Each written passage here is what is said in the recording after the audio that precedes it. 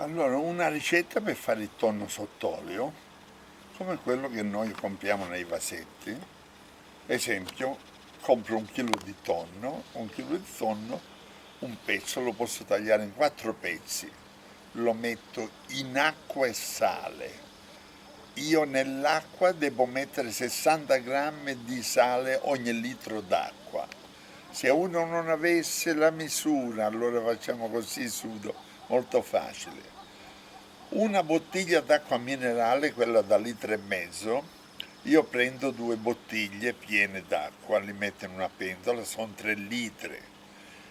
Il bicchiere di plastica, quello bianco, quello normale, e quasi radente di sale, lo metto dentro, lo lascio lessare un'ora e 10, ma prima di metterlo in pentola lo faccio dissanguare sotto acqua corrente. Un'ora e 10, mettiamo un'ora e 10, lo esco, ci metto un po' d'acqua fresca, lo metto in un colapasta, posso pulirlo caldo e lo lascio raffreddare e asciugare minimo per 10-12 ore.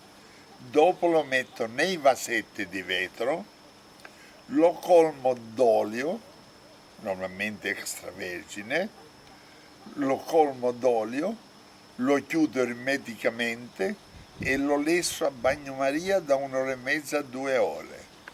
E poi vedete cosa mangiate. E ci vuole un po' di lavoro. E questa è la ricetta del tonno sott'olio.